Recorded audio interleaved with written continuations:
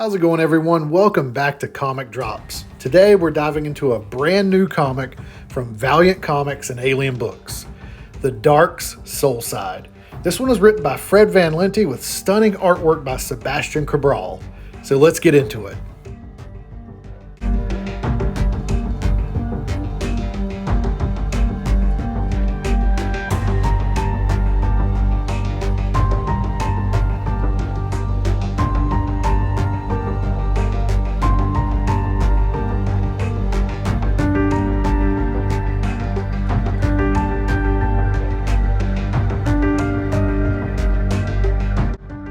First off, let's talk about the story written by Fred Van Lente. The Darques Soulside opens with Master Darque and his sister Sandria banished to the Soulside by the Ring of Solomon. This powerful artifact has sent them to a place that looks like New Orleans, the site of Darque's first triumphs, just to mock him. Right from the start, we get to see Darque in a different light, however. He helps his neighbor Quanlin's sick mother by using a mandrake, a mystical plant, to cure her illness. This act of kindness introduces us to a Nicodemo Darque who enjoys being depended on, a stark contrast to his dark and menacing past. I also love the biblical connections here made with the Ring of Solomon, adding an extra layer of depth to this story.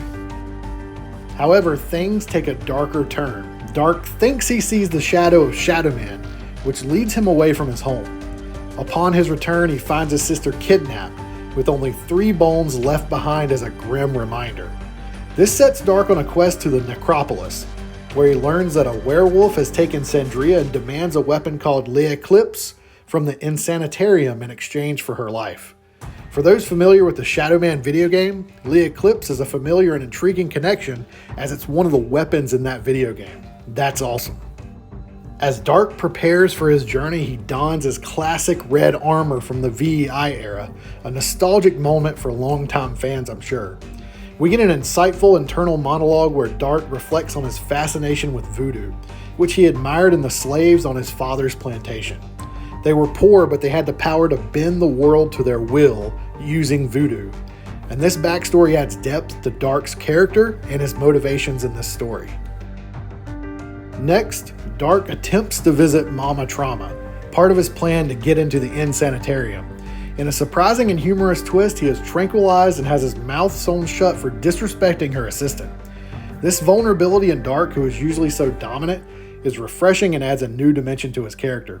He is then put in a straitjacket and taken into the Insanitarium, a bizarre and unsettling place, filled with hallways, doors, and stairs that lead to nowhere, evoking strong vibes from the Shadow Man game yet again.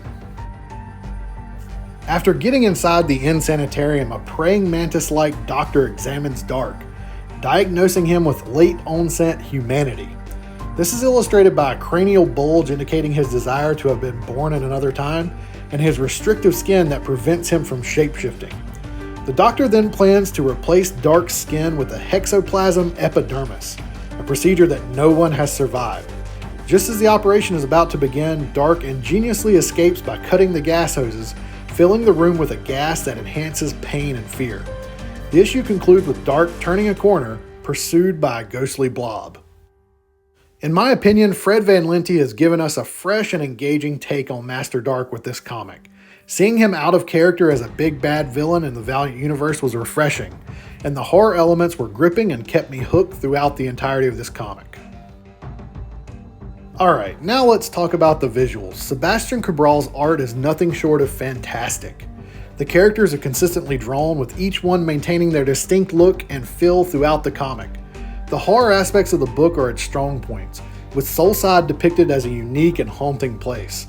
The locations Cabral illustrates are not only visually striking, but also add depth to the story, making the setting almost a character in itself.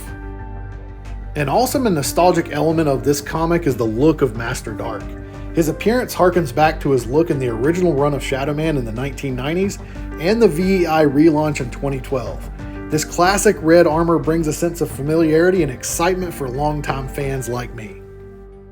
This comic isn't action heavy, and Cabral's atmospheric artwork fits it perfectly. The decision to depict the denizens of Soulside and the Insanitarium's inhabitants as frogs and insects adds a familiar yet gross-out factor to this comic. It's a clever way to make these characters relatable while still maintaining a sense of unease. The color work is also a standout. Muted tones create a horror atmosphere, balanced with vibrant colors that pop off the page, creating a dynamic visual experience for readers. Cabral uses a variety of shots in his panels, including close-ups, medium shots, and establishing shots. This keeps readers engaged and helps convey the story's emotional and dramatic beats effectively. The trade dress of the book is excellent too, with a cardstock cover featuring stunning art by Salvador Sands and thick, glossy pages that enhance the overall reading experience. To summarize my thoughts on the Darques Soulside by Fred Van Lente and Sebastian Cabral, this comic has a lot going for it. The story is intriguing with Master Darque presented in a new light. The horror elements are interesting and keep readers engaged. The connections to the Shadow Man game are a nice touch for fans, and the artwork and color work are top notch, with the trade dress again being awesome. However, the story does feel a bit short, and I'm concerned it might not live up to its potential, especially after what happened with Rye, the Book of the Dark short run. Despite this, the comic offers a refreshing and engaging take on Master Darque's character, and is definitely worth a read. Thanks for tuning in, and that wraps up my review of the Darques Soulside here on Comic Drops. Don't forget to like, subscribe, and comment your thoughts below. And I'll see you in the next video where I'm going to review the Eternal Warriors, The Last Ride of the Immortals.